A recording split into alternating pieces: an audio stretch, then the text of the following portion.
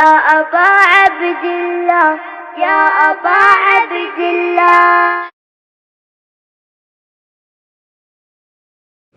أعوذ بالله من الشيطان الرجيم. بسم الله الرحمن الرحيم. الحمد لله الذي لا يبلغ مدحته القائلون ولا يحصي نعماءه العادون ولا يعدي حقه المجتهدون، الذي ليس لصفته حد محدود ولا نعت موجود ولا وقت معدود ولا أجل ممدود، فطر الخلائق بقدرته ونشر الرياح برحمته، والصلاة والسلام على الرسول المسدد المصطفى الأمجد المحمود الأحمد، سيدنا ومولانا ومولى الكونين جد الحسن والحسين وعلي والقاسم محمد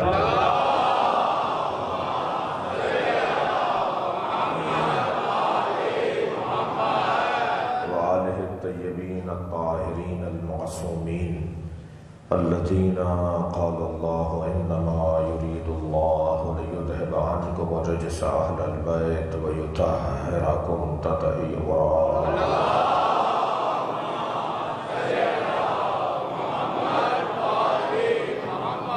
ولعنة الله على أعدائهم أجمعين من يوم عداوتهم إلى قيام يوم الدين. أما بعد، قال الحكيم في قرآن الكريم: بسم الله الرحمن الرحيم. يا نساء النبي لستن كأحد من النساء إن اتقيتن. صلوات.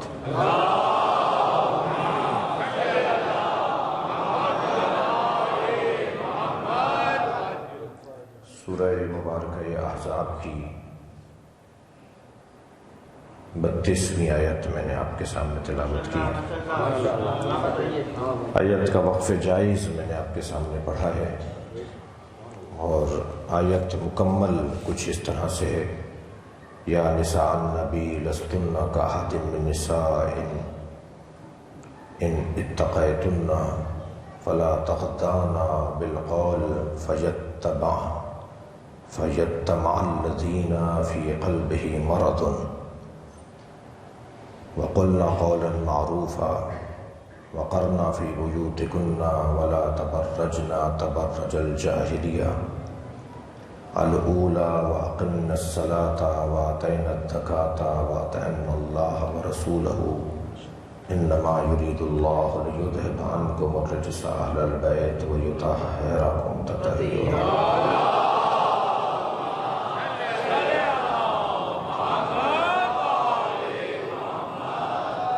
سورہ مبارکہ احزاب کی یہ 32ویں اور 33ویں آیتیں ہیں، اور ان آیات کا ترجمہ پہلے سن لیجئے. بات ہو رہی ہے نبی کی زوجاؤں سے، اور بات مکمل ہو رہی ہے اہل بیت پر.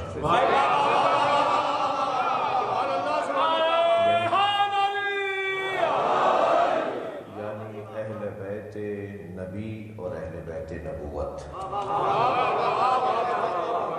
ازواج رسول بھی اہل بیت ہیں اور پنجتن بھی اہل بیت ہیں، اور دونوں میں فرق یہ ہے کہ ایک اہل بیت نبی ہیں اور ایک اہل بیت نبوت ہے. اینٹوں کے اور پتھروں کے گھر میں جو نبی کے ساتھ رہتے تھے وہ اہل بیت نبی ہیں، اور چادر کے گھر میں جو رہے صلوات پڑھیں گے محمد وعلی.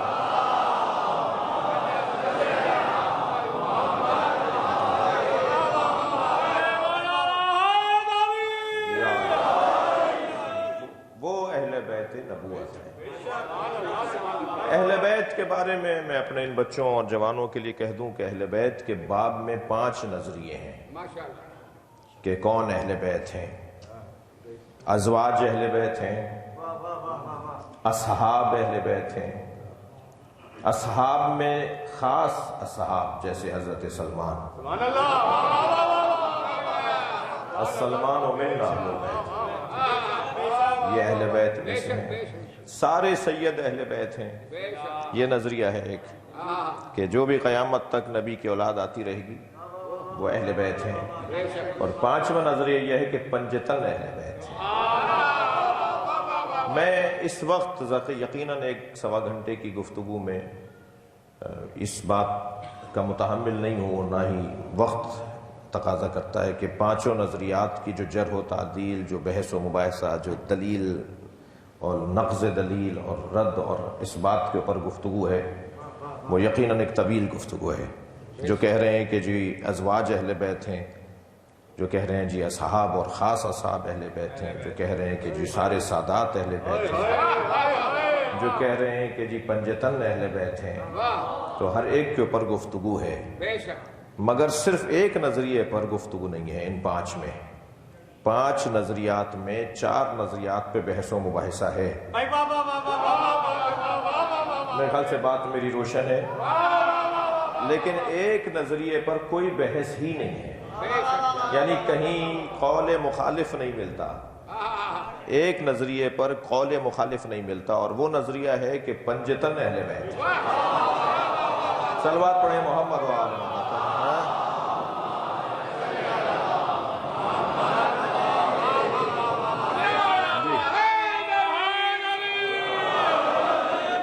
جب حج سے لوٹتے ہیں حاجی حضرات تو پاکستانی اور ہندوستانی حاجیوں کو وزارت مذہبی امور سعودی عرب کی طرف سے اردو کا ترجمہ شدہ قرآن ہدیے میں دیا جاتا ہے، بغیر ترجمے کے بھی دیا جاتا ہے اور ترجمے والا بھی دیا جاتا ہے۔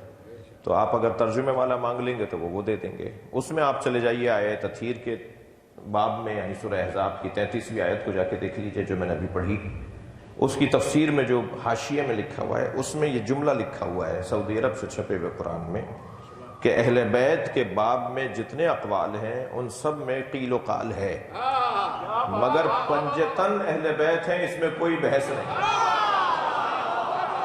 صلوات اور پڑھیں گے نبی کی ذات پر۔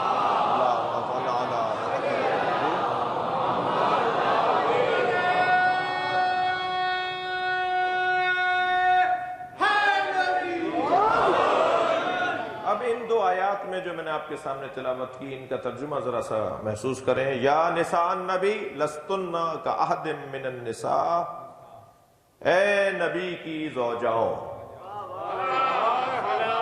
اچھا ممکن ہے کوئی کہے کہ مولانا ترجمہ کیجئے اے نبی کی عورتوں، تو جب ترجمہ میں کروں گا اے نبی کی عورتوں تو پھر بیٹیاں بھی عورتوں میں ہیں، بہنیں بھی عورتوں میں ہیں، زوجائیں بھی عورتوں میں ہیں۔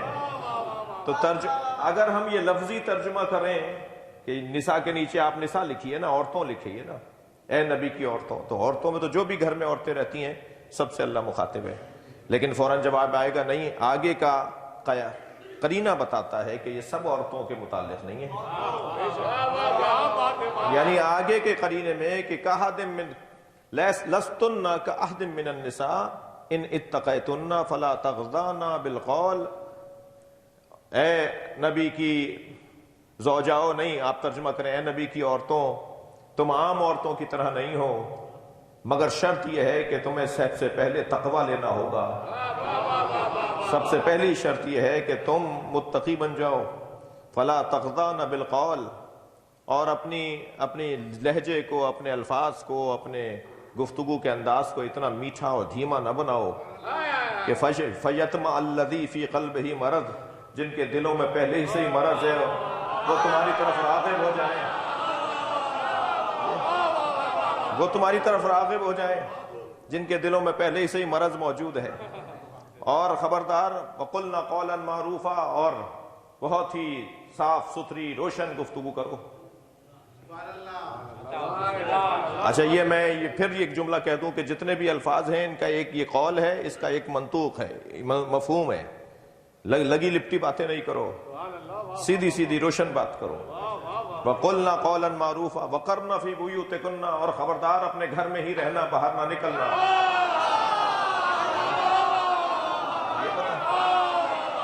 وَلَا تَبَرَّجْنَا تَبَرَّجَ الْجَاهِلِيَّةِ الْأُولَى، اور زمانہ جاہلیت کا رنگ روپ طور طریقہ نہ اپنانا، زمانہ جاہلیت کا طور طریقہ نہ اپنانا۔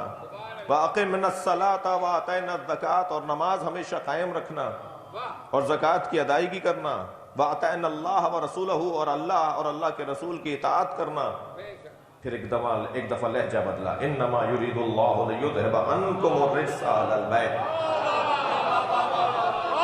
یہ اللہ کا ارادہ ہے کہ اہل بیت تمہیں ہر رجس سے دور رکھے، ویطہرکم تطہیرا، اور تمہیں ایسے پاک رکھے جیسے پاک رکھنے کا حق ہے۔ اب ان دونوں آیتوں میں اہل دقت سے توجہ ہے، ان دونوں آیتوں میں بہت ہی سامنے کی بات ہے کہ پہلی والی آیت میں مؤنث کے صیغے ہیں، ان اتقیتن فلا تغضانا وقلنا وقرنا فی بیوتکن ولا تبرجنا واقمنا واطعنا واطعنا، یہ جتنے بھی الفاظ ہیں یہ عورتوں کے لیے استعمال ہوتے ہیں، یہ خواتین کے لیے استعمال ہوتے ہیں، لیکن مثلا لیذھب عنکم الرجس ویطہرکم، یہ مردوں کے لیے استعمال ہوتے ہیں، یہ مردوں کے لیے استعمال ہوتے ہیں۔ آیت میں دو طرح کے لہجے ہیں۔ اچھا، قرآن لہجوں سے جڑا ہوا کلام ہے۔ آپ آ گئے، آپ آ گئے، میں نے لہجہ بدلا تو مطلب بدل گیا۔ جیسے ہی لہجہ بدلیں گے مطلب تبدیل ہو جائے گا۔ ایک آپ آ گئے کے اندر پیار ہے، انتظار ہے، شوق ہے، ایک آپ آ گئے کے اندر نفرت ہے، بیزاری ہے۔ ہم نہیں چاہتے تھے کہ آپ یہاں ٹپکیں۔ مولانا ایک صلوات اور پڑھیں محمد والے۔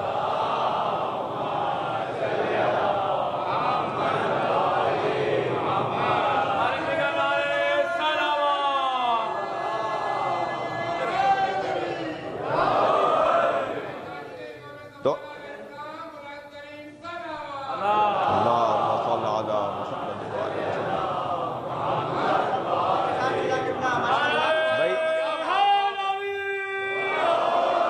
لہجے کے بدلنے سے مطلب بدل گیا نا۔ جو لوگ یہ نعرہ لگاتے ہیں کہ ہمیں قرآن کافی ہے، میں ان سے بات کر رہا ہوں۔ اگر قرآن کافی ہوتا تو نبی کے 4 اہم ترین کاموں میں ایک کام قرآن کی تلاوت کر کے بتانا کیوں ہوتا؟ عربی کا کلام ہے، جسے بھی عربی آتی ہے وہ قرآن پڑھ لیتا۔ هو الذی بعث فی الامیین رسولا منہم، سب سے پہلا کام یتلو علیہم آیاتہ، جس کے 4 بڑے کاموں میں پہلا کام یہ ہے کہ وہ قرآن کی تلاوت کر کے بتائے۔ عربی کا کلام ہے، جتنے بھی عرب دنیا کے لوگ تھے انہیں تو ویسے ہی ضرورت نہ ہوتی، ہم اور آپ بھی محنت کر لیتے تو ہمیں کسی کے پڑھ کے سنانے کی ہم عربی کو پڑھ لیتے، یہ نبی کیوں پڑھ کے سنائیں گے؟ یعنی اتنے بڑے بڑے کاموں میں کہ تعلیم کتاب دیں گے، تزکیہ کریں گے، یہ اتنے بڑے بڑے کاموں میں ایک پہلا کام کہ وہ پڑھ کر سنائے۔ پڑھ کر سنانا اس لیے ضروری تھا کہ قرآن الفاظ پر مشتمل کلام ہے، قرآن کلام ہے، اور کلام لفظوں پر مشتمل ہوتا ہے، اور لفظ لہجوں کے محتاج ہوتے ہیں۔ بہت سامنے کی سیدھی باتیں ہیں۔ جو بھی کلام ہوگا، آپ کوئی بھی کتاب اٹھا کے دیکھیے، اس کے اندر جو الفاظ لکھے ہوں گے وہ لہجوں کے محتاج ہیں۔ ایک ہی لفظ ہوگا، اس کا محل بدلے گا تو مطلب بدل جائے گا۔ محل، جملے کا زمانہ بدلے گا، جگہ بدلے گی تو اس کا ترجمہ بھی تبدیل ہو جائے گا۔ ایسا ہی ہے۔ تو یہ نبی، ایک کام نبی کا یہ ہے کہ قرآن پڑھ کے سنائے تاکہ پتہ چلے کہ اللہ کا لہجہ کیا ہے۔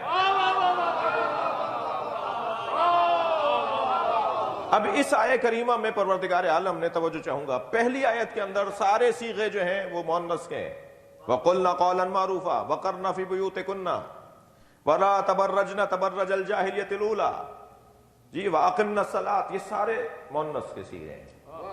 اور پھر فوراً آیت کا لہجہ بدلا اور جمع مذکر کے صیغے آنا شروع ہو گئے، أَنْكُمْ لِيُطَهِّرَكُمْ۔ قرآن فہمی والے لوگ بیٹھے ہیں نا، قرآن سمجھنے کا شوق رکھنے والے بیٹھے ہیں۔ یہاں مؤنث کی بات ہوتے ہوتے عورتوں سے بات ہو رہی تھی، فوراً کہا لہجہ بدل گیا۔ یہ لہجے کا بدلنا بتا رہا ہے کہ محل بدل رہا ہے۔ صلوات پڑھیں ذرا محمد و آل محمد۔ جی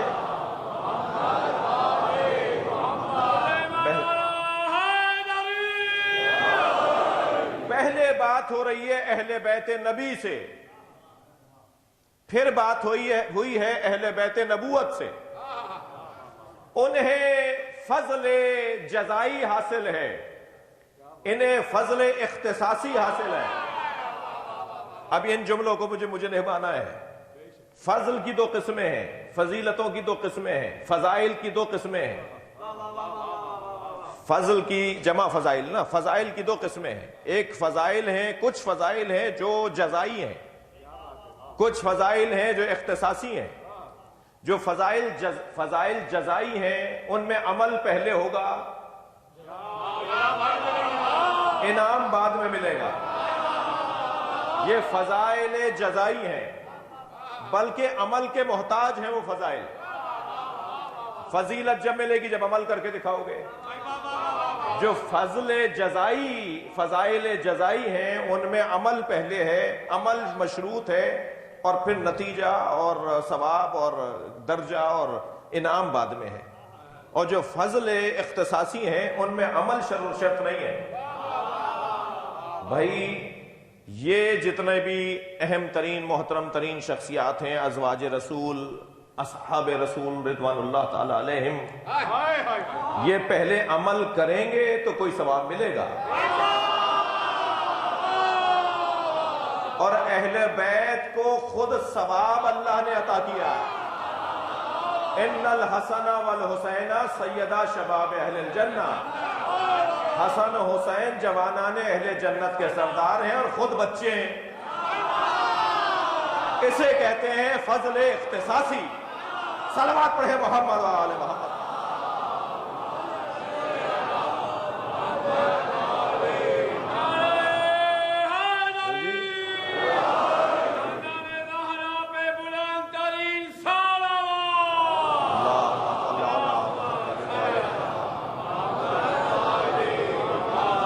توجہ کر لیا آپ نے؟ تو فضل اختصاصی اہل بیت کو حاصل ہے، اور فضل جزائی ازواج اور اصحاب اور امت کو حاصل ہے۔ میں اور آپ بھی مجلس میں آئیں گے تو ثواب ملے گا نا۔ ابھی ہمارے دوستوں نے جو ہمارے اوپر پہرے بٹھائے ہوئے ہیں کیمروں کی صورت میں، اس کے جہاں بہت سارے فائدے ہیں وہاں ایک بہت بڑا نقصان ہے۔ اور نقصان یہ ہے کہ کچھ لوگوں نے طے کر لیا کہ ہمیں یوٹیوب پہ مجلس تو مل ہی جائے گی، تو ہمیں مجلس میں جانے کا کیا فائدہ۔ تو میں وہ یوٹیوب کے پرستاروں سے ایک جملہ کہہ رہا ہوں کہ یاد رکھو اللہ عظمت عطا کرتا ہے بقدر ریاضت۔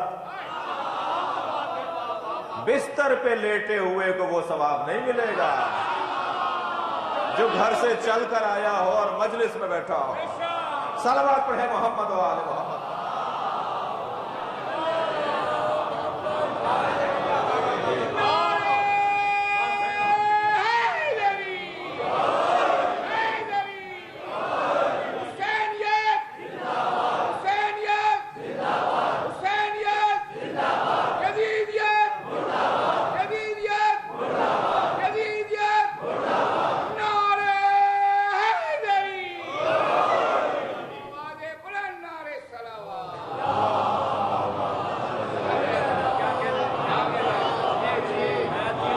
بات آ گئی ہے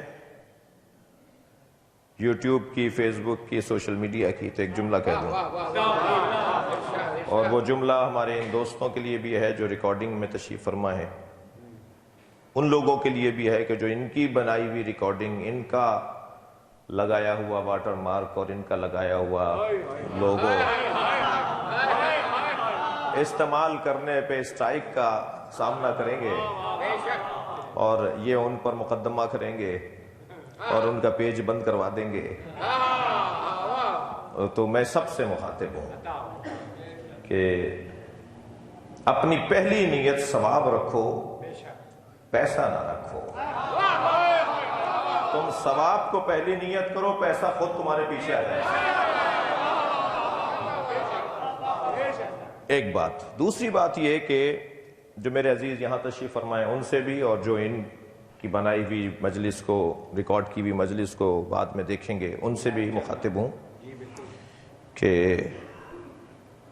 ہمیں اپنے کسی کھلے دشمن، آج کل کے حالات پہ بات کر رہا ہوں، ہمیں اپنے کسی کھلے دشمن کی اب ضرورت ہی نہیں رہی،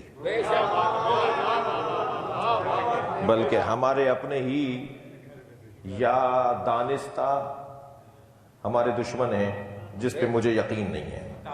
یہ کسی نے کہا ہے، میں اس پہ یقین نہیں کر رہا۔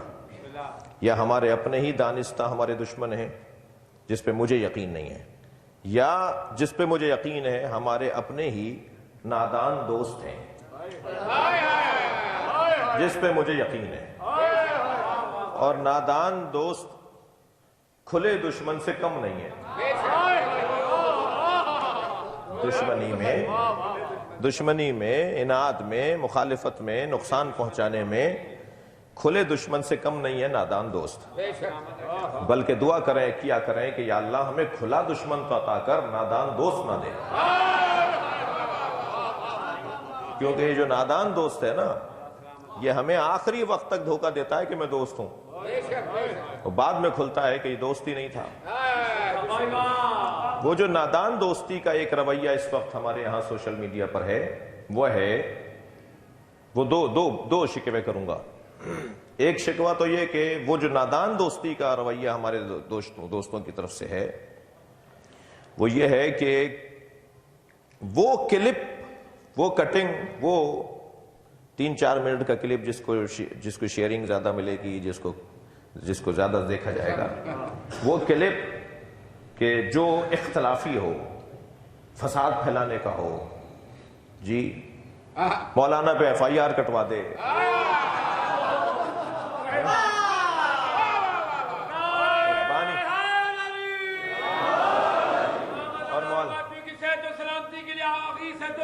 کے لیے باواز مولانا علیہ السلام۔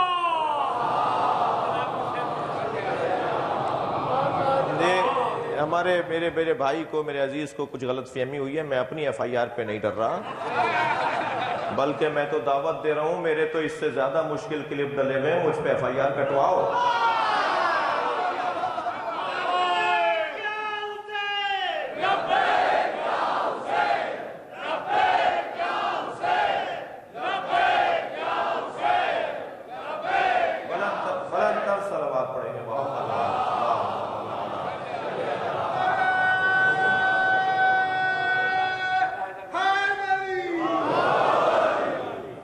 مسائل کھڑے ہو جاتے ہیں، پیچیدگیاں بڑھ رہی ہوتی ہیں، پھر ادارے بانی سے اور محتمم سے اور علاقے کے لوگوں سے رابطے کر رہے ہوتے ہیں، پھر اور پیچیدگیاں بڑھ رہی ہوتی ہیں۔ تو یہ جو نادان دوست ہیں، وہی کلپ کیوں ڈالتے ہو جس سے کوئی فساد ہو سکتا ہے، جھگڑا ہو سکتا ہے، لڑائی ہو سکتی ہے، مسائل پیچیدہ ہو سکتے ہیں؟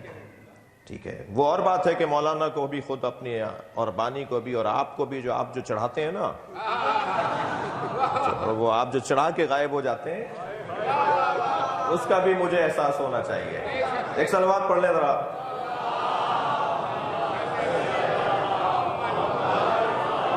یہ والی صلوات بہت ڈھیلی رہی ہے۔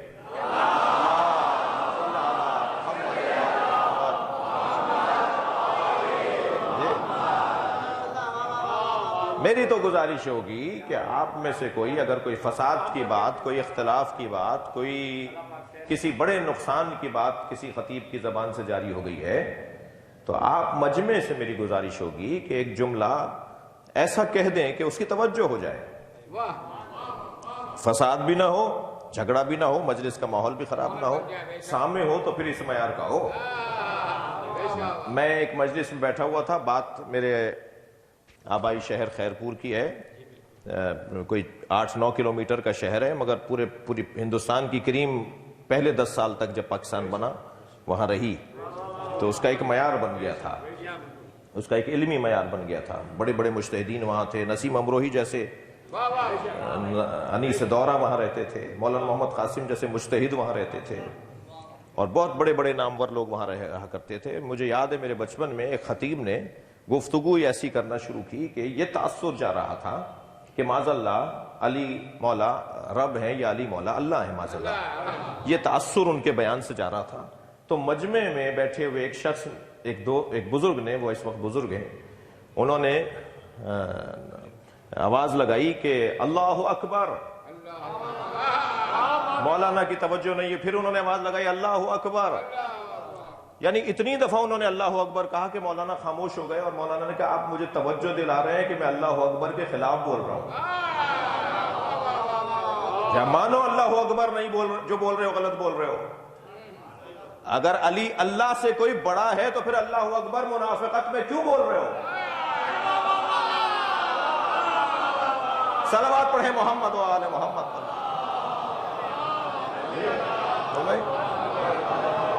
اس سے بہتر اور بلند صلوات نبی کے ذات اللہ صلی اللہ علیہ۔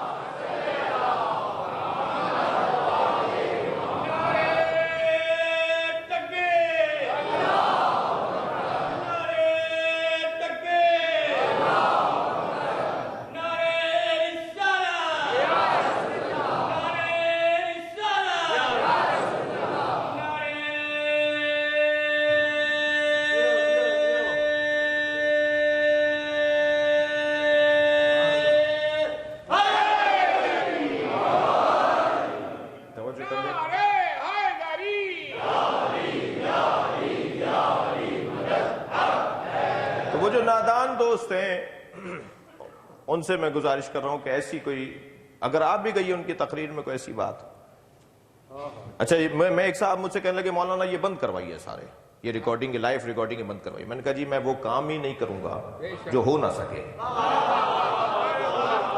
میں یہ بات ہی نہیں کروں گا کہ لائف ریکارڈنگ بند کروا دو، اور یہ جو ریکارڈنگ ہو رہی ہوتی ہیں، جتنے لوگ بیٹھے ہیں اتنے ہی کہ اس وقت کیمرے ہیں،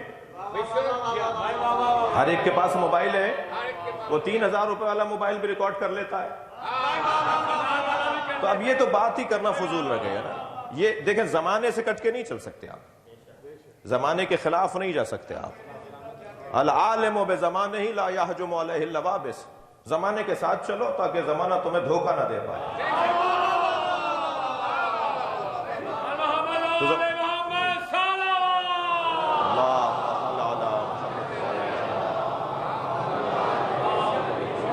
تھوڑی سی 2-4 باتیں حالات حاضرہ پہ سن لیجئے۔ یہ تو فضول ہے بات کہ میں اپنی بات کر رہا ہوں، کوئی اگر کسی کو برا نہ لگے میرے کوئی عزیز، یہ بات تو بالکل فضول ہے کہ ہم یہ کہہ دیں کہ جی ریکارڈنگیں بند کروا دیجئے اور لائف ریکارڈنگیں بند کروا دیجئے اور ریکارڈنگ بند کروا دیجئے، یہ تو نہیں ہو سکتا۔ ریکارڈر جو لوگ ہیں نا، یہ جو ریکارڈر ہیں ہمارے، یہ جو ایک کیمرہ ہے یہ تو بے عقل ریکارڈر ہے، مگر اس کے جو بٹن چلا رہا ہے وہ تو عقل والا ہے۔ وہ خدا کرے اس بات کو محسوس کر جائے کہ اگر کوئی ایسی بات مولانا سے، کسی خطیب سے، کسی شاعر سے ہو گئی ہے، صرف مولانا پہ ہی زور نہیں ہے، ہمارے مجھ سے پہلے اور میرے بعد پڑھنے والے بھی رضی اللہ تعالیٰ عنہ نہیں ہیں۔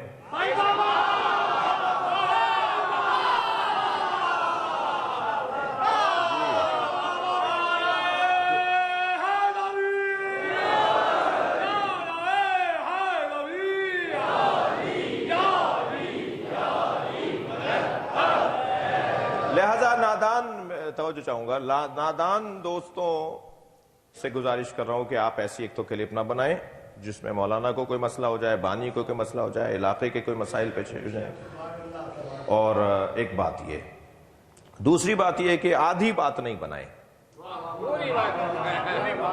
اور آدھی بات نہ بنائیں، اور اپنے مولا سے تو سچے ہو جائیں، شہنشاہ نقوی سے اگر سچے نہیں ہیں تو. کیونکہ اگر فرض کیجئے میرا ایک کلپ تھا نشتر پارک کا، پہلی محرم کو حضرت عمر کی رحلت نہیں ہوئی ہے، یہ عشرہ فاروق اور حسین جو منایا جاتا ہے غلط منایا جاتا ہے. اس پہ پورا میں نے کوئی 20 منٹ بولا. اس پہ تو مجھے ہار پھول پہنانے چاہیے تھے نا قوم کو، کہ ہم نے یہ ثابت کیا کہ پاکستان اور وہ بھی کراچی کے علاوہ کہیں یہ دن منایا ہی نہیں جاتا. کیا آپ پاکستان اور وہ بھی کراچی والے زیادہ اچھے سنی ہیں؟ نہ ہندوستان میں یہ دن منایا جاتا ہے، نہ عرب دنیا میں یہ دن اہل سنت مناتے ہیں، نہ کسی اور ملک میں یہ دن منایا جاتا ہے کہ پہلی تاریخ کو حضرت عمر کی رحلت ہو گئی ہو، ان کو مار دیا گیا ہو، ان کو جو ابو لولو نے مارا. پورا 20 منٹ کی میری گفتگو تھی یہ ثابت کرنے کے لیے، اور الحمدللہ ہم نے اپنے حوالوں کے ساتھ بعد میں پھر ہم سے علامہ ساجد نقوی کے دفتر نے، قائد کے دفتر نے ہم سے کہا جی آپ نے جو کہا ہے کہ 25 حوالے ذرا بھیجیے. ہم نے 25 حوالے انہیں بھیجے، کیونکہ ان سے لوگ پھر پوچھ رہے تھے ان کے دفتر سے. تو الحمدللہ ہم نے ثابت کیا کہ پہلی محرم حضرت کی کوئی رحلت کی اور ان کی قتل کی تاریخ نہیں ہے. اس میں آخر میں ہم نے یہ جملہ کیا جو طریقہ قتل تھا وہ تو علی ویسے ہی پسند نہیں کرتے.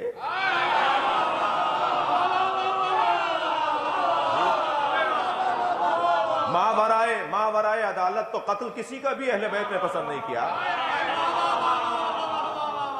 بات قائد قانون کی ہو رہی تھی، اس کو آدھا کاٹ کے اور چلا دیا گیا. ایک رحلت فرما گئے ہمارے محترم شخصیت، میں ان کی بڑی احترام کرتا تھا، انہوں نے پھر یہاں تک کہہ دیا کہ ممبر پہ فلاں کو کیوں بٹھا دیا. تو بڑا اس کے اوپر شور مچا، دنیا نے اس کا بڑا، وہ آدھا کے لیے پوری بات سنی نہیں ہے آپ نے، بات کیا ہو رہی ہے آگے پیچھے کی. ابھی میرے ساتھ پچھلے دنوں بھی ایسے ایک اور واقعہ ہوا، آدھی بات دلیل سنی نہیں جا رہی اور بات کو آج بھی ایک روایت میں ایسی لے کر آیا ہوں جو میں پہلی دفعہ پڑھوں گا ممبر سے. اب اگر کسی کو وہ حلق سے نہ اترے تو اس میں میرا قصور ہے.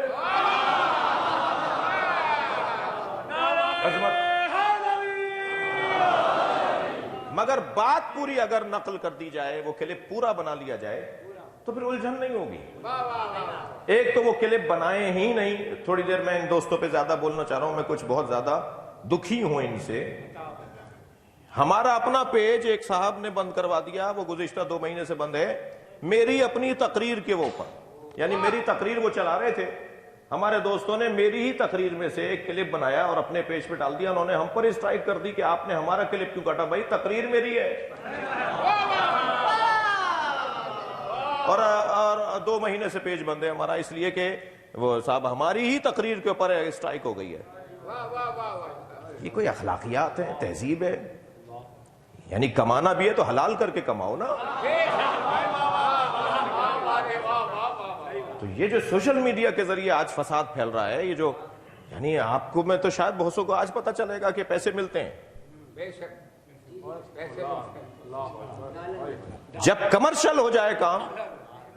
ایک صاحب مجھ سے کہنے لگے مجلسوں میں، عزاداری میں، ماتم میں، گریے میں پہلے دعائیں قبول ہوتی تھی، آج کیا ہوتا ہے؟ میں نے کہا آج جب سے آپ نے پیسہ ڈال دیا ہے برکت چلی گئی. سوز خان کو بھی دینا ہے، نوح خان کو بھی دینا ہے، مولانا کو بھی دینا ہے. نیاز بھی مرمروں والی نہیں رہی اب. جہاں وہ اچھی والی بوفے سسٹم ہوگا وہاں کچھ توجہ زیادہ ہو جائے گی. دین کمرشل نہیں ہے بھائی. دین کو جب آپ کمرشلائز کر دیں گے، دین کو جب آپ پیسے اور لین دین کے اندر ڈال دیں گے، وہ تراویحاں ہو یا مجلس ہو ایک ہی بات ہے.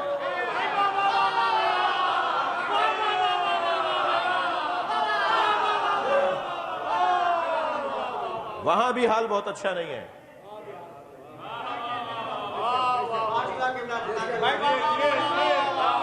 دین کو جب آپ پیسے اور لین دین اور مالی معاملات میں تبدیل کر دیں گے تو برکتیں ختم ہو جائیں گی. برکتیں ختم ہو جائیں گی. یہ امام بارگاہ ماشاءاللہ بہت اچھا بنایا ہے میرے دوستوں نے. نظر نہیں آ رہے وہ ہمارے صحت مند سے دوست کہاں ہو؟ مگر یہاں سامنے گھڑی لگاؤ تاکہ مجھے پتا چلے کتنا بول چکا ہوں.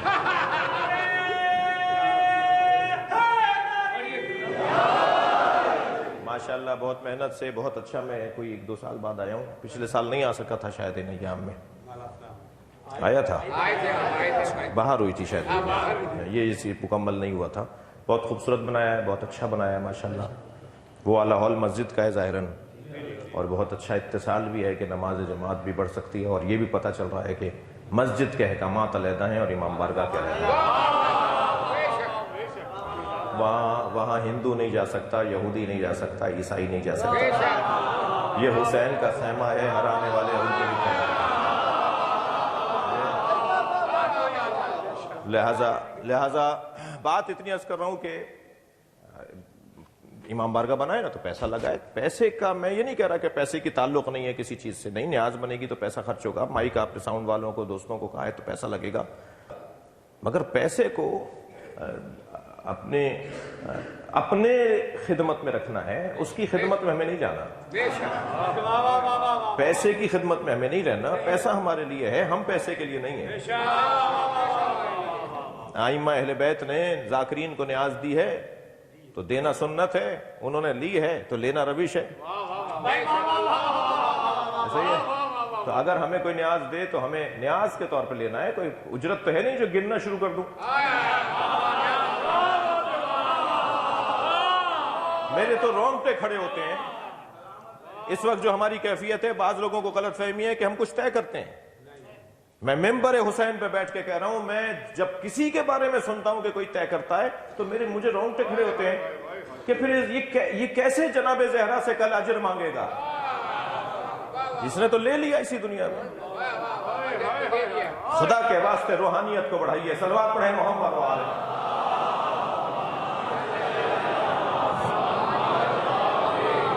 اس سے بہتر اور بلند صلوات نہ نکلے۔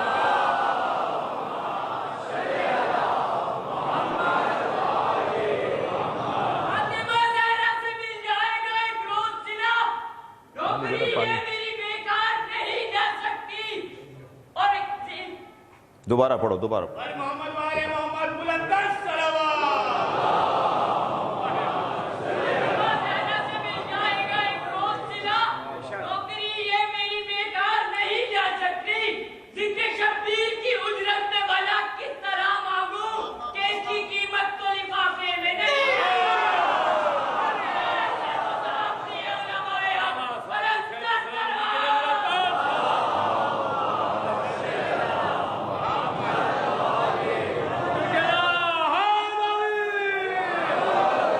میرے دوست یہاں بیٹھے ہیں اور زیادہ نعروں کو پسند نہیں کرتے، وہ ذرا دل پہ پتھر رکھ کے مجلس پوری سن لیں، میرے ہاتھ میں نہیں ہے۔ ایک صلوات پڑھیں محمد و آل محمد، اللہم صل علی محمد و آل محمد۔ بات یہ ہو رہی تھی کہ لہجے کے تبدیل ہونے سے مطلب تبدیل ہوگا، اور قرآن مجید کی پہلی سورہ مبارکہ احزاب کی 33ویں آیت کے اندر لہجہ ہے، خواتین سے گفتگو ہے، اور دوسری 34ویں آیت کے اندر، معاف کیجئے گا 33ویں آیت کے اندر ضمیر مذکر کی ہے، اہل بیت سے گفتگو ہے۔ لفظ اہل بیت کہہ کر اللہ نے بات کی۔ اگر ازواج بھی اہل بیت نبوت ہوتی تو بات وہیں سے اہل بیت سے شروع ہوتی۔ وہ اہل بیت نبوت نہیں ہے، وہ اہل بیت نبی ہیں۔ میں نے ایک جملہ کہہ دیا، اسے اور بہتر کرتا ہوں۔ اہل بیت نبوت اور اہل بیت نبی میں یہی موٹا سا فرق ہے کہ جب پنجتن کو نبی نے کپڑے کے گھر میں لے لیا، چادر کے گھر میں لے لیا، تو حضرت ام سلمہ نے بھی چاہا کہ میں اندر آ جاؤں، تو نبی نے چادر کا کونا کھینچ کے فرمایا تم خیر پر ہو، اہل بیت میں نہیں ہو۔ صلوات پڑھیں محمد و آل محمد۔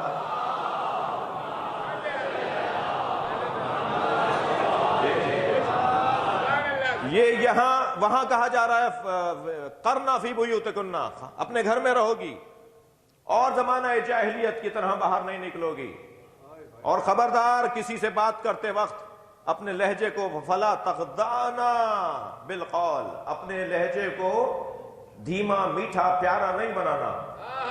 اس لیے مکروہ ہے نامحرم سے عورت کا بات کرتے وقت پیارے لہجے میں بات کرنا، دھیمے میٹھے لہجے میں بات کرنا، جی پیارے پیارے جملے بولنا۔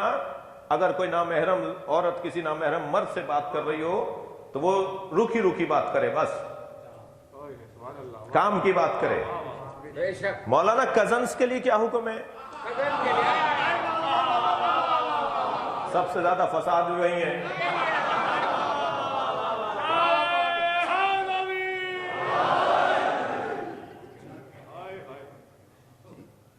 شادی ان سے جائز ہے تو وہی حکم ہے کہ جو ایک اجنبی سے ہے. میں ہرگز گھروں میں فساد پھیلانے کے لیے بھی ممبر پہ نہیں بیٹھا. اپنے کزن سے، اپنے چچا زاد، پھوپھی زاد، مامو زاد سے بات کرو، مگر حجاب میں آؤ، طریقے سے آؤ، سلیقے سے بات کرو، ان کے ساتھ غیر ضروری گفتگو نہ کرو. جی 25 سال کی ہو گئی، اب بھی تم چھپن چھپائی کھیلتی ہو. جی 22 سال کی ہو گئی ہو، اب بھی تم لوڈو کھیلتی ہو بیٹھ کے. یہ سب خطرناک باتیں ہیں. اور معاشرہ صلوات پڑھنے ذرا محمد والے.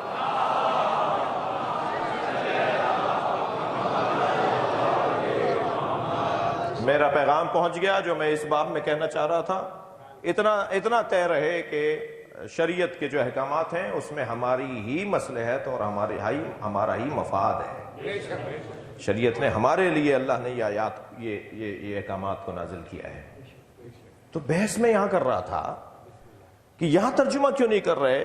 مولانا آپ کو سبق سنا رہا ہوں، یہ ترجمہ کیوں نہیں کر رہے کہ یا نساء النبی، ترجمہ کریں نا اے نبی کی عورتوں. ترجمہ کیوں نہیں کر رہے یہاں نبی کی عورتوں؟ سب نے ترجمہ لکھا ہے اے نبی کی زوجاؤں. تو نساء تو مطلق ہے. نساء تو عورت کے لیے، بیوی کے لیے بھی ہے، بہن کے لیے بھی ہے، بیٹی کے لیے بھی ہے. ٹھیک ہے، تو ترجمہ کیوں نہیں کر رہے کہ اے نبی کی عورتوں، جس میں بیٹیاں بھی آ جائیں، بیویاں بھی آ جائیں. جواب آیا آپ کا اس لیے کہ بعد میں قرینے بتا رہے ہیں، توجہ چاہوں گا، قرینے بتا رہے ہیں کہ زوجاؤں سے بات ہو رہی ہے، اس لیے ہم نے وہاں ترجمہ بھی ٹھیک کر دیا. تو اس کا مطلب یہ ہوا کہ آپ ترجمہ کرتے وقت ان باتوں کا خیال رکھتے ہیں. تو جب ترجمہ کرتے وقت آپ ان باتوں کا خیال رکھتے ہیں تو وہاں ترجمہ کرتے وقت آپ نے ان باتوں کا خیال کیوں نہیں رکھا؟ فَقُلْ تَعَلُوا نَدْعُوا أَبْنَاءَنَا وَأَبْنَاءَكُمْ وَنِسَاءَنَا وَنِسَاءَكُمْ. صلوات پڑھیں محمد و آل محمد.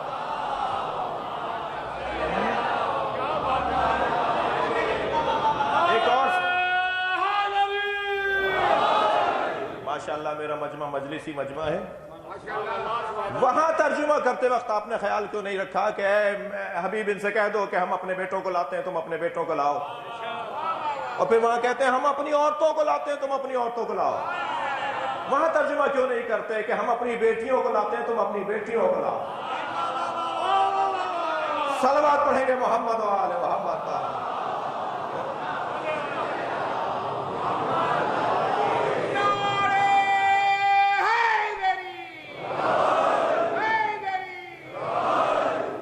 نبی کی زوجاؤ خبردار، یاد رکھنا، لستن کأحد من النساء، تمام عورتوں کی طرح نہیں ہو. ان اتقیتن، اگر تم متقی ہو. شرط لگا دی کہ عام عورتوں کی طرح نہیں ہو، بشرط تقوی. اگر تم نے تقوی کو اختیار نہیں کیا تو پھر تمہاری کوئی فضیلت نہیں ہے. تم عام عورتوں کی طرح نہیں ہو. یہ جو فضیلت ہے یہ اس وقت بنے گی کہ جب ان اتقیتن، پہلی شرط. دوسری شرط یہ ہے کہ اپنے لہجے کو صحیح رکھو، کیونکہ تمہارے دھیمے لہجے سے کوئی بیمار دل تمہاری طرف راغب نہ ہو جائے. اور بات سیدھی سیدھی کرو اور اپنے گھروں میں رکی رہو. حضرت ام سلمہ فرماتی ہیں، حضرت حبیبہ، ام حبیبہ معاف کیجیے گا، حضرت ام حبیبہ جو نبی مکرم کی زوجہ ہیں، ابو سفیان کی بیٹی ہے. جی یزید کی پھوپھی ہے. سلام ہو اس بی بی پر. نہیں آپ بھی ذرا دھیمے دھیرے سن رہے ہیں میرے سلام کرنے پر. وجہ یہ کہ ہمارے یہاں بیان نہیں ہوا نا بہت ساری باتیں. سلام ہو اس بی بی پر. جب ان کا باپ ابو سفیان گھر میں آیا تو نبی کے بستر پہ بیٹھنے لگا تو دور سے آواز دے کر کہا، خبردار خبردار، نبی کے بستر پہ نہ بیٹھنا. صلوات پڑھیں ذرا محمد و آل محمد.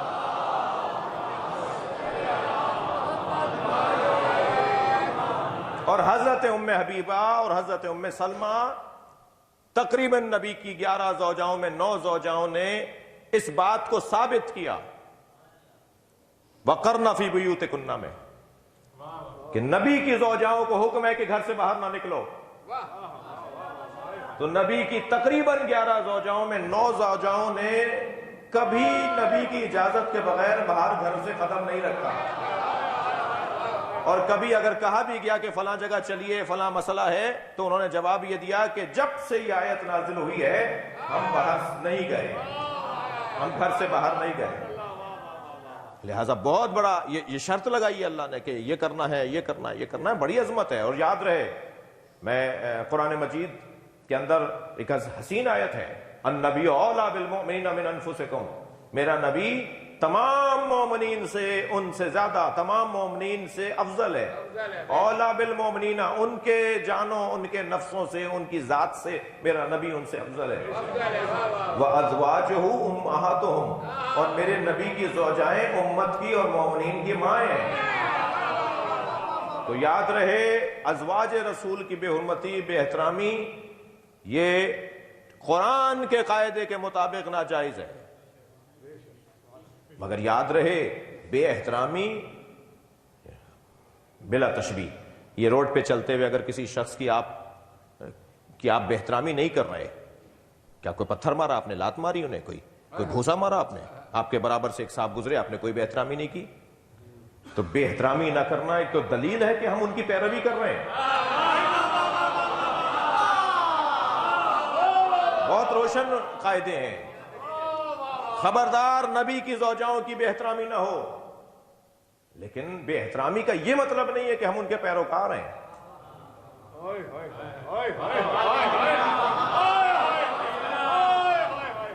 ہم ان کے پیروکار نہیں ہیں بھائی، یہ جو نبی نے فرما دیا، اچھا 2-2.5 گھنٹے کی مجلس ہو جائے تو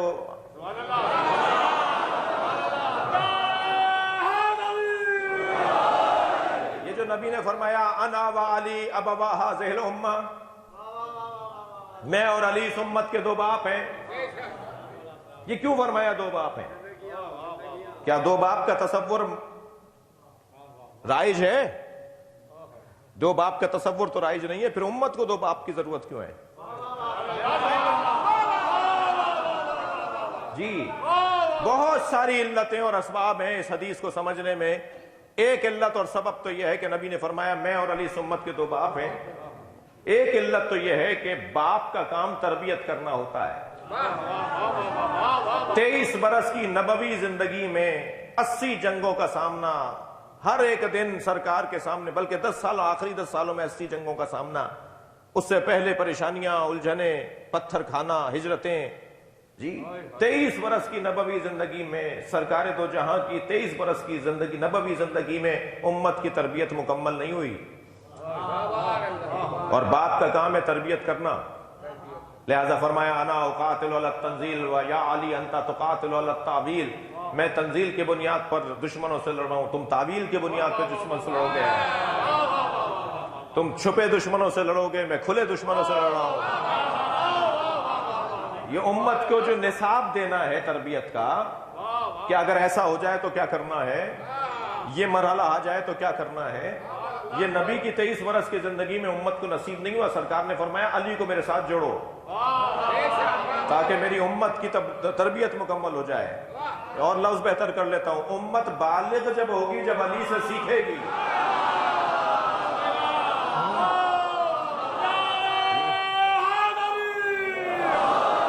ایک سبب تو یہ کہ امت کو بالغ کرنا ہے، بلوغ ذہنی، رشد ذہنی دینی ہے اسے۔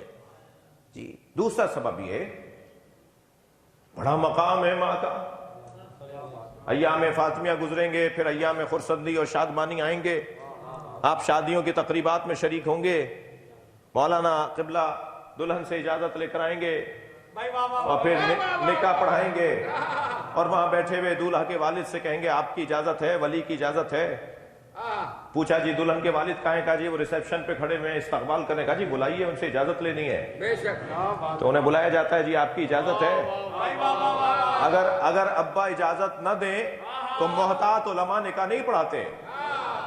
اگر ابا کہے جی میں اجازت نہیں دے رہا، میں راضی نہیں ہوں اس شادی پر، تو محتاط علماء اٹھ کے چلے جاتے ہیں۔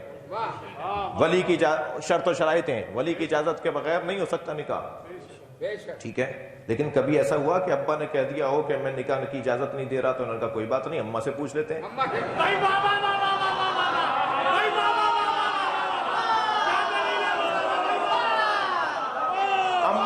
اماں کا مقام ابا سے زیادہ ہے فضیلت میں، ان کے پیروں کے نیچے جنت ہے، مگر ماں ولی نہیں ہے۔ ولایت باپ کو حاصل ہے، دادا کو حاصل ہے۔ صلوات پڑھیں ذرا محمد و آل۔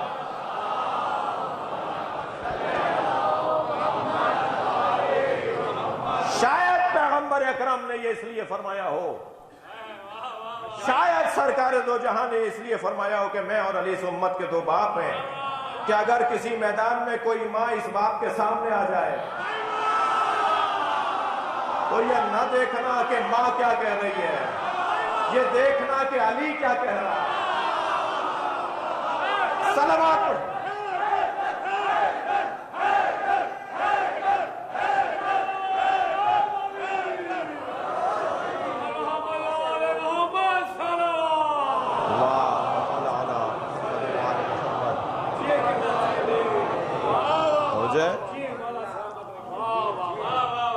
بڑا مقام ہے، خبردار میرے مولا علی نے انتہائی احترام کے ساتھ حضرت کو مدینہ بھیجا، 40 سواروں کے ساتھ جو مردوں کے حلیوں میں تھیں مگر سب عورتیں تھیں، گھوڑ سوار عورتیں مردوں کے لباس پہن کر، کہ رستے میں کوئی بد دماغ بی بی کی طرف نہ دیکھے، اور اعلان کیا خبردار کوئی مال غنیمت کو ہاتھ نہ لگائے۔ جب جنگ جیت گئے تو اصحاب تشریف فرما تھے کہ یا علی آپ سنت نبی سے روگردانی کر رہے ہیں۔ سنت نبی ہے، سرکار کی روش اور سنت یہ ہے کہ جنگ جیتنے کے بعد مال غنیمت تقسیم ہوتا ہے، اٹھایا جاتا ہے، لیا جاتا ہے۔ آپ جنگ کے جیتنے پر مال غنیمت نہیں لے رہے۔ میرے مولا علی کی پیشانی پہ بل آ گئے، فرمایا تم میں کسی میں جرت ہے کہ مال غنیمت میں ناموس رسول کی طرف دیکھے؟ خبردار کوئی مال غنیمت کو ہاتھ نہیں لگائے گا، ان کا مال ہے یہ اٹھا کر لے جائیں۔ اور بی بی کو احترام کے ساتھ مدینہ بھیجا۔ میں پہلے کہہ چکا ہوں کہ احترام اور ہے اور نمونہ عمل اور آئیڈیل ہونا اور ہے۔ بہت روشن باتیں ہیں، بہت واضح باتیں ہیں۔ صلوات پڑھ لیں محمد و آل محمد۔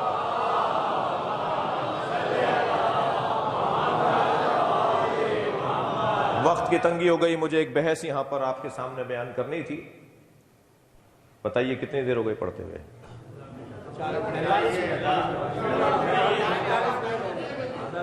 آپ کی بات پہ اعتبار نہیں، یہ بانی ہے نا، ان کی بات پہ اعتبار نہیں۔ ایک صلوات اور ابھی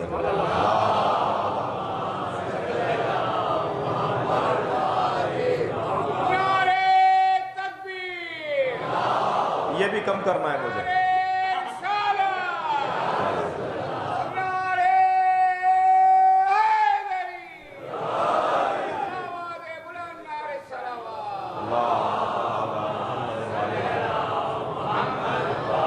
محسن بھائی آپ صحیح بیٹھے ہوئے ہیں؟ محسن بھائی ٹھیک بیٹھے ہیں؟ ایک صلوات اور پڑھیں گے محمد۔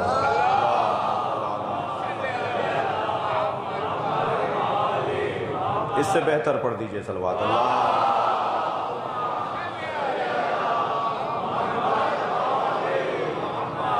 علامہ ابو العباس قرطبی السراج الوہاج، ان کی ایک کتاب جلد نمبر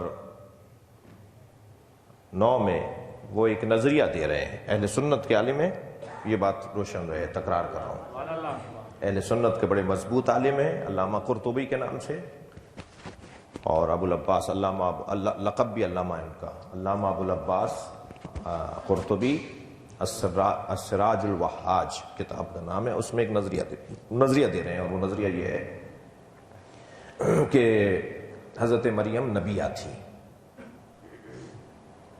پھر بھائی خدا کے واسطے آدھا کلپ نہیں بنانا، اول تو یہ والی بات اگر بیان کرنی بھی ہے تو پوری چلنے دو، پوری ویڈیو۔ وہ نظریہ دے رہے ہیں اہل سنت عالم، جسے آیت اللہ جوادی عاملیم نے بھی تفسیر تسنیم کے اندر ان کے اس نظریے کو لے کر رد بھی کیا ہے، اس پہ گفتگو بھی کی ہے۔ اور وہ فرماتے ہیں کہ حضرت مریم نبیہ تھیں، اور اس کی دلیل انہوں نے یہ دی کہ وَإِذْ قَالَتِ الْمَلَائِكَةُ يَا مریم، ملائکہ حضرت مریم پر آتے تھے، اور ملائکہ کا نزول وحی لے کر آنا، کیونکہ حضرت مریم پر وحی آتی تھی اور حضرت مریم سے اللہ بات کرتا تھا وحی کے ذریعے، اور ملائکہ نازل ہوتے تھے۔ اور قرآن مجید سورہ مبارکہ آل عمران کے اندر یہ آیت موجود ہے، وَإِذْ قَالَتِ الْمَلَائِكَةُ یا مریم ان اللہ اصطفاک وطہرک واصطفاک علی نساء العالمین۔ ٹھیک ہے، یہ ایک انہوں نے دلیل قائم کی۔ اس کی تفسیر کے اندر جا کر انہوں نے کچھ احادیث کو نقل کیا حضرت مریم کی عظمت پر، اس کی روشنی میں انہوں نے کہا کہ حضرت مریم کے نبیہ ہونے پر یہ ہے کہ وہ نبیہ تھیں۔ پھر خود اپنی بات کو رد کرتے ہوئے کہتے ہیں کہ اگر حضرت مریم نبیہ ہوں، جو میری سمجھ ہے بقول ان کے، تو پھر اس کا مطلب یہ ہے کہ حضرت زہرا ان سے مفضول ہیں، افضل نہیں ہے، کیونکہ نبی سے غیر نبی افضل نہیں ہو سکتا۔ یہ بے شک نہیں، ہمارے یہاں یہ نہیں ہے نظریہ، یہ ہمارے بھائیوں کا۔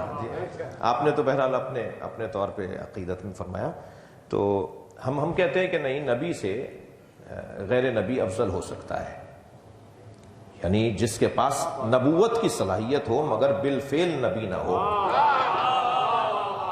جس کے پاس نبوت کی صلاحیت ہو مگر بالفعل نبی نہ ہو، وہ افضل ہو سکتا ہے۔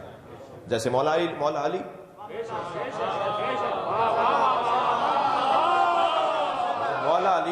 بالفعل نبی نہیں ہے مگر نبوتوں کی صلاحیت ہے۔ بقول علامہ نقن صاحب کے اگر کہ انبیاء کے زمانے میں مولا علی آتے تو مولا علی نبی ہوتے، نبی ایسے ہی ہوتے ہیں، مگر جس دور میں آئے ہیں، بقول علامہ نقن صاحب کے، جس دور میں مولا آئے ہیں اس دور میں نبوت کی ضرورت نہیں رہی جی، اس دور میں نبوت کی ضرورت نہیں رہی، اس لیے نبی نہیں ہے۔ لہٰذا اس الجھن کو دور کرنے کے لیے ایک امام معصوم نے زیارت جامعہ میں کہہ دیا معدن الرسالہ، آپ جی السلام علیکم یا اہل بیت النبوہ و معدن الرسالہ، آپ معدن رسالت ہیں، اہل بیت النبوت ہیں، اہل بیت نبی نہیں، اہل بیت نبوت، وہ منصب آپ کے ساتھ جڑا ہوا ہے۔ ٹھیک ہے، اس میں پھر ایک علیحدہ علمی گفتگو۔ تو بہرحال نظریہ یہ کہ وہ یہ فرماتے ہیں کہ کیوں اگر حضرت مریم علیہ السلام کو نبیہ مانا جائے تو پھر یہ قاعدہ ماننا پڑے گا، یہ طے کرنا پڑے گا کہ حضرت زہرا ان سے افضل نہیں ہے، کیونکہ غیر نبی نبی سے افضل نہیں ہوتا۔ پھر خود ہی لکھتے ہیں کہ پھر ترتیب یہ بنے گی کہ فہیا افضل مطلقاً، حضرت مریم مطلقاً افضل قرار پائیں گی، ثم بعدہا فاطمہ، ثم خدیجہ، ثم آسیہ۔ یہ علامہ قرطبی کے نظریہ۔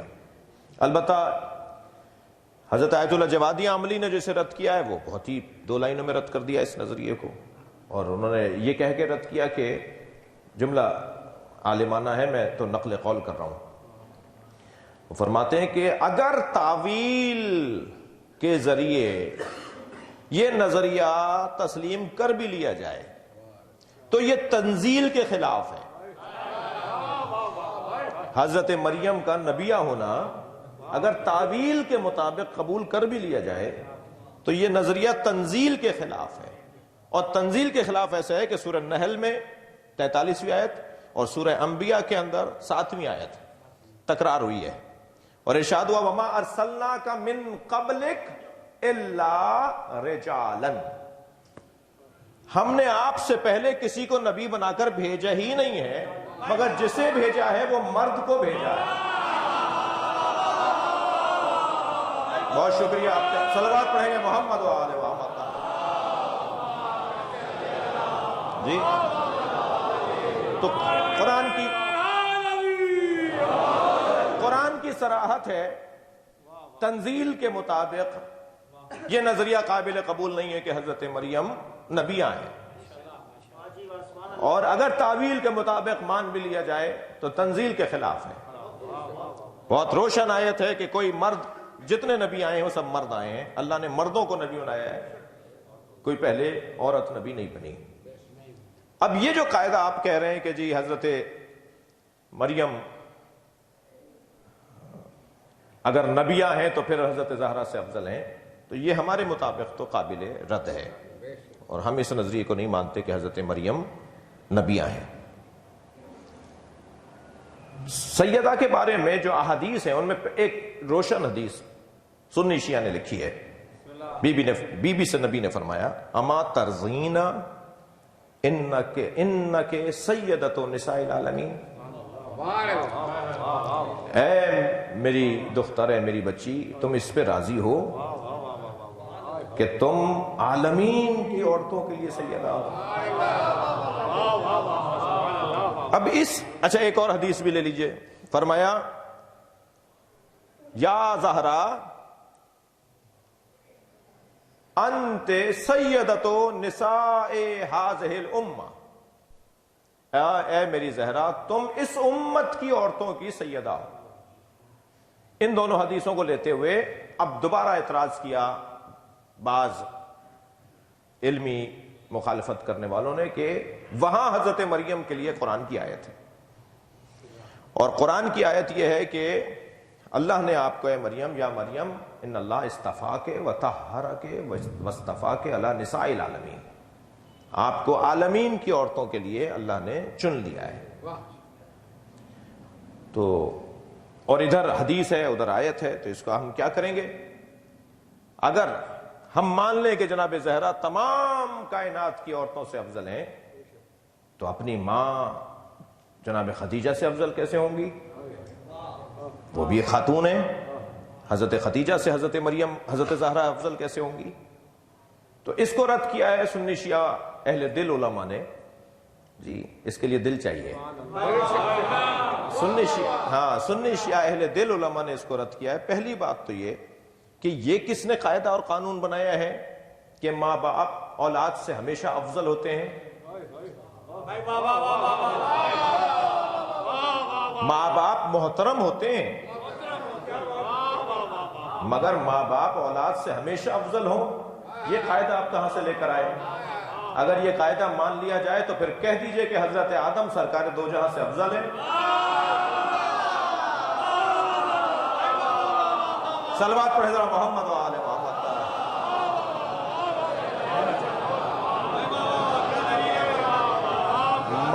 ماں باپ معظم ہوتے ہیں، محترم ہوتے ہیں، مگر افضل ہونا ضروری نہیں ہے کہ ہر ماں باپ ہر بچے سے افضل ہو۔ پھر مان لیا جائے کہ حضرت عبداللہ اور حضرت آمنہ سرکار سے افضل ہیں، پھر مان لیا جائے کہ حضرت ابو طالب اور حضرت فاطمہ بنت اسد مولا علی سے افضل ہیں، جبکہ قبر میں لٹاتے ہوئے بی بی فاطمہ بنت اسد سے سرکار نے فرمایا جب قبر میں فرشتہ پوچھے تمہارا امام کون ہے،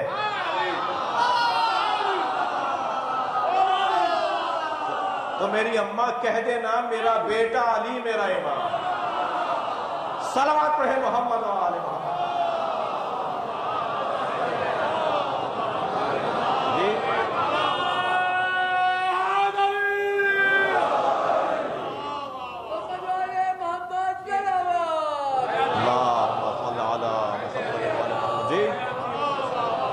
تو یہ قاعدہ نہیں ہے کہ جناب زہرا کیونکہ بیٹی ہیں اور جناب خدیجہ ماں ہیں تو بی بی ماں سے افضل، بی بی خدیجہ بیٹی سے افضل ہوں گی اور بیٹی ماں سے افضل نہیں ہو سکتی۔ اور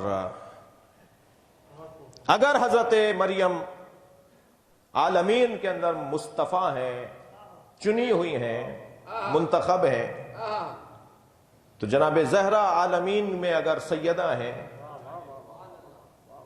تو دونوں کے بارے میں مقایسہ کہ جناب مریم عالمین کے لیے منتخب، جناب زہرا عالمین کے لیے منتخب، ان دونوں میں فضیلت کو کیسے آپ طے کریں گے؟ ایک لمبی بحث ہے، صرف ایک نقطہ، تین چار نقطے، تین چار دلیلیں میں نے سوچی تھیں، جمع کی تھی، لکھی تھیں۔ ایک دلیل، وہ دلیل یہ ہے کہ ایک جانب دونوں حدیثیں ہیں کہ وہ عالمین کے لیے سیدہ، ادھر بی بی کے لیے کہ عالمین کے لیے سیدہ، ایک بی بی کے لیے ایک اور حدیث ہے جو حاکم ہو رہی ہے اس حدیث پر، اور وہ حدیث یہ ہے کہ سیدۃ النساء عالمہا، بی بی زہرا اپنے زمانے کی عورتوں سے افضل ہے۔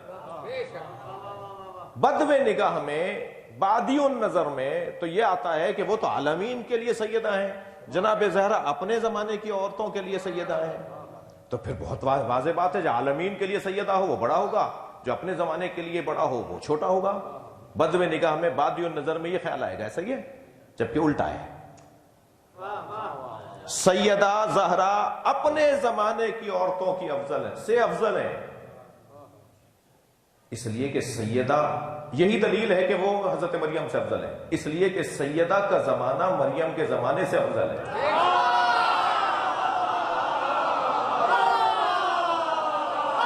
صلوات پڑھیں گے محمد و آل محمد.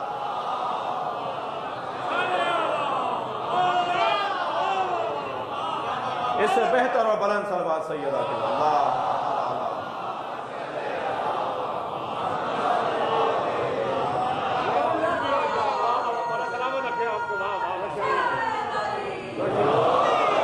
جناب زہرا کا زمانہ کیونکہ نبی کا زمانہ ہے، جناب زہرا کا زمانہ کیونکہ علی کا زمانہ ہے، جناب زہرا کا زمانہ آخری زمانہ ہے، کیونکہ نبی کے اصحاب پر انبیاء فخر کرتے ہیں.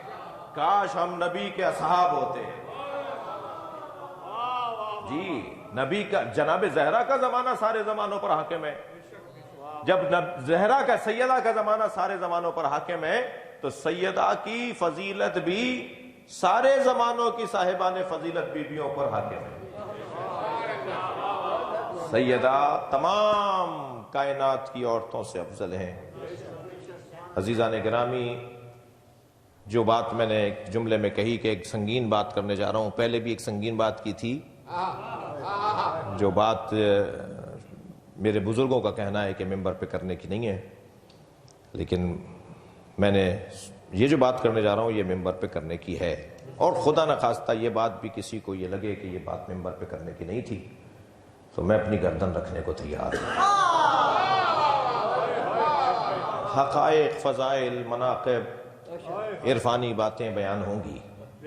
ٹھیک ہے، بعض باتوں کو جیسے میں نے خود ابھی کہا ہے اپنے دوستوں سے کہ بعض باتیں یہ خطرناک ہے، یہ ماحول جو ہے، یہ جو سوشل میڈیا کا ماحول ہے خطرناک ہے. بات عادی پیش کرتا ہے اس لیے وہ بات بھی خراب ہو جاتی ہے. عزیزان گرامی، ملک الموت علیہ السلام، حضرت عزرائیل علیہ السلام، ان کا کیا کام ہے؟ روح قبض کرنا ان کا کام ہے. مگر میرا سوال ہے کہ جس حضرت ملک الموت اور حضرت عزرائیل کے لیے قرآن سورہ مبارکہ انعام کے اندر یہ آیت ہے، قل یتوفاکم ملک الموت الذی وکل بکم ثم الی ربکم ترجعون. اے میرے حبیب، آپ ان مشرکوں اور کافروں سے کہہ دیجئے کہ ملک الموت تمہاری روحوں کو قبض کرنے کا ذمہ دار ٹھہرایا گیا ہے. مولانا، ملک الموت تمہاری روحوں کو قبض کرنے کا، وکلا الذی وکلا بکم، ملک الموت تمہاری روحوں کو قبض کرنے کا ذمہ دار ٹھہرایا گیا ہے. اس کے بعد وہ تمہیں تمہارے رب کی طرف پلٹا کے لے جاتا ہے.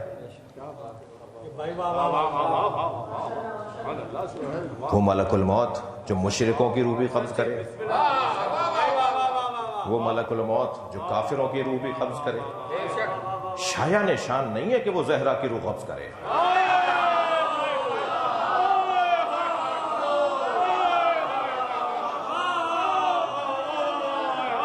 شایع نشان نہیں ہے کہ جناب زہرا کی روح قبض کرے. اسی قرآن کے اندر جہاں ملک الموت کے لیے کہا گیا ہے کہ وہ روحوں کو قبض کرتا ہے، مشرکوں اور کافروں اور مسلمانوں سب کی، وہاں اسی قرآن کے اندر یہ بھی آیا ہے کہ اللہ روح قبض کرتا ہے. هو الذی یتوفاکم باللیل ویعلم ما جرحتم بالنہار. وہ اللہ جو رات کی کیفیت میں جب تم سو رہے ہوتے ہو تمہاری روحوں کو قبض کر لیتا ہے.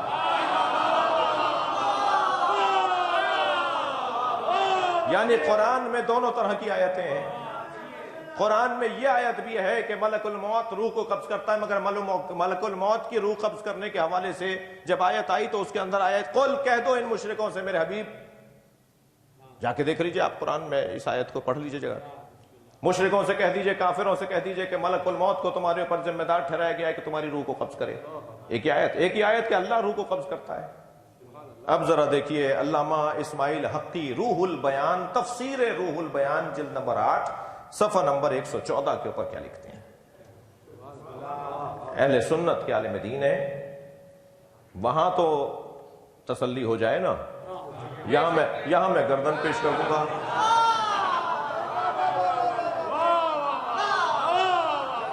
اہل سنت کا معتبر بزرگ عالم علامہ اسماعیل حقی تفسیر روح البیان جلد نمبر 8 صفحہ نمبر 114 میں کیا لکھتے ہیں؟ لکھتے ہیں ان خواص العباد، جو قریب ترین اللہ کے بندے اور خاصان خاص الہی ہوتے ہیں، ان کی روحوں کو ملک الموت قبض نہیں کرتا۔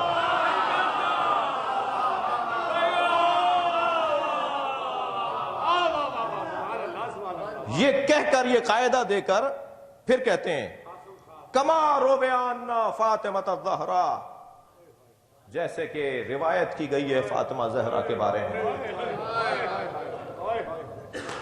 لما نزل علیہا ملک الموت، جب ملک الموت بی بی پر حاضر ہوا، لما نزل علیہا ملک الموت، جب ملک الموت بی بی پر نازل ہوا، لم ترض بقبضہ، بی بی قبض روح پر راضی نہیں ہوئی، تو میری روح قبض نہیں کرے گا، پلٹ گیا، فقبض اللہ روحا، پھر خود اللہ نے سیدہ کی روح کو قبض کیا۔ شایان شان نہیں ہے، اے میری زہرا جو بار بار دروازے پہ اجازت مانگتا ہے، یہ کسی سے اجازت نہیں مانگتا، یہ تمہارے دروازے کی عظمت ہے کہ تم سے اجازت مانگ رہا ہے اور تم لوٹا دیتی ہو اور یہ چلا جاتا ہے۔ اے زہرا، اے زہرا، یہ ملک الموت ہے، یہ ملک الموت ہے جو تم سے آنے کی اجازت رکھتا ہے۔ اللہ اکبر۔ جب سورہ مبارکہ نور 33ویں آیت نازل ہوئی، فی بیوت اذن اللہ ان ترفع ویذکر فیہا اسمہ، ان گھروں کی تعظیم کرو جن گھروں میں اللہ کا ذکر کیا جاتا ہے۔ اصحاب تشریف فرما تھے، کہا یا رسول اللہ وہ گھر کون سے ہیں جن کی تعظیم کا اللہ حکم دے رہا ہے؟ سرکار نے فرمایا بیوت الانبیاء، وہ انبیاء کے گھر ہیں۔ برابر سے حضرت ابوبکر کی آواز آئی، یا رسول اللہ ھذا المکان منہا، علی و بطول کے گھر کی طرف اشارہ کیا، کہا یہ والا گھر بھی ان گھروں میں ہے جن کی تعظیم کا حکم ہے؟ فوراً فرمایا نبی نے، نعم من افضلہا، یہ ان سب سے افضل ہے، سارے نبیوں کے گھروں سے یہ زہرا کا گھر افضل ہے۔ چلیے اپنے ذہنوں کو ذرا مدینہ لے چلیے، کیا وہ گھر جو تمام نبیوں کے گھروں سے افضل ہو، جس کی تعظیم کا قرآن میں حکم آیا ہو، اس گھر پہ لکڑیاں جمع کی جائیں گی؟ اجرکم اللہ، اجرکم اللہ، آپ کی آوازیں بلند ہیں، اللہ آپ کو اجر ثواب عطا فرمائے۔ چلیے مدینے میں گھر سے دھواں اٹھ رہا ہے، مگر عزاداروں وہ دھواں چولہے کے جلنے کا نہیں ہے، وہ دھواں دروازے کے جلنے کا ہے۔ دروازہ بھی معمولی دروازہ نہیں ہے، دروازہ زہرا کا دروازہ ہے۔ جب دروازہ آدھا جل گیا تو ایک سردار نے اپنے غلام سے کہا دروازے کو لات مار۔ دروازے کو لات لگی، جلتا ہوا دروازہ زہرا پر گیا۔ عزادارو سیدات دروازے کے نیچے ہیں اور آواز لگا رہی ہیں، اے فضہ مجھے سنبھالو، میرا محسن شہید۔ اجرکم اللہ، اجرکم اللہ، آپ کی آوازیں بلند ہیں، اللہ آپ کو اجر و ثواب عطا فرمائے۔ جب مجلس میں آپ بلند آواز سے روتے ہیں، امام جعفر صادق دعا دیتے ہیں، یا اللہ یہ ہمارے عمر کو زندہ کر رہے ہیں، امام محمد باقر مصلی بچھا کے دعا کرتے ہیں رونے والوں کے لیے، اور یہ پرسہ بھی عزادارو جناب زہرا کا پرسہ ہے۔ میں رونے والوں سے سوال کروں، پرسہ حسن کو دیں، حسین کو دیں، یا پرسہ امام زمانہ کو دیں؟ ایک پرسہ دار بھی ذہن میں رہے، اور وہ ہے زینب کبریٰ۔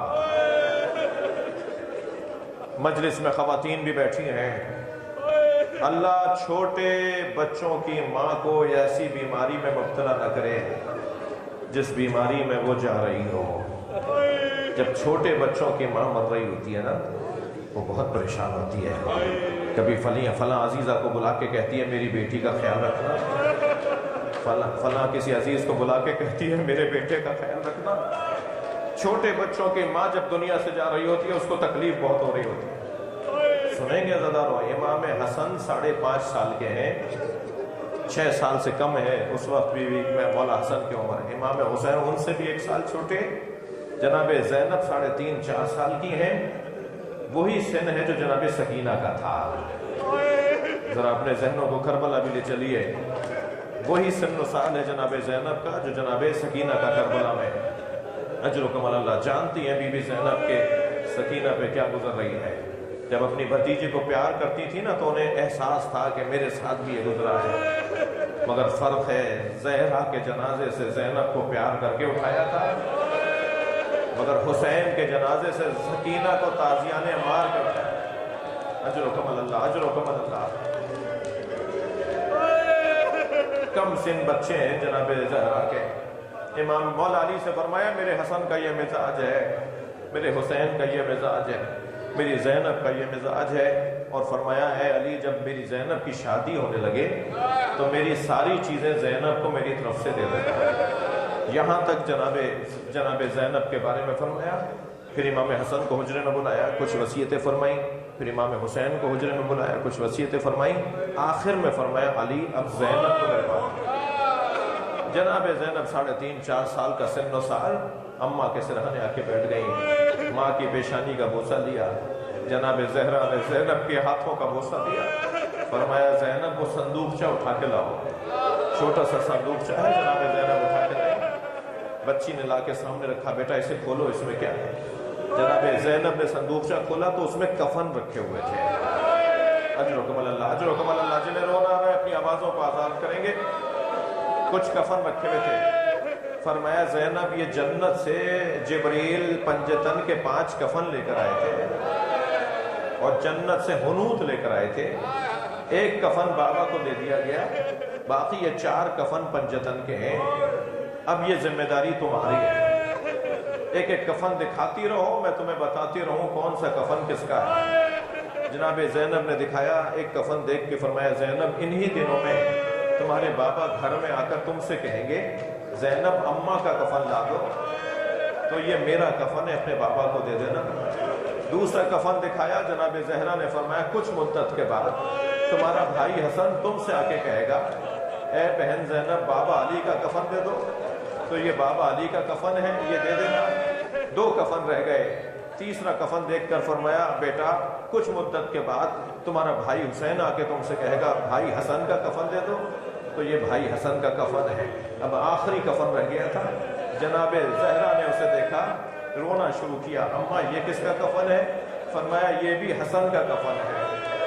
تو جناب زینب کم سن ہے نا، فوراً فرمانے لگی بھائی حسین کا کفن۔ تو جناب زہرا نے فرمایا اے زینب حسین کا کفن جنت سے نہیں آیا، میرا بچہ بغیر کفن کے کربلا میں دفن ہے، میرا حسین بے گور الا لعنت اللہ علی قوم الظالمین فسيعلم الذين ظلموا أي منقلب۔ یا اللہ ان آوازوں پر رحمت نازل فرما، رونے والوں کی توفیقات میں اضافہ فرما، بانیان حاضرین کی رزق میں عزت ہے، ہم سب کی عاقبت بخیر فرما، امام زمانہ کے ظہور میں تعجیل فرما، حاضرین کے مرحومین، بانیان مجلس کے مرحومین، اور ان سب کی مغفرت کے لیے بلند تر صلوات۔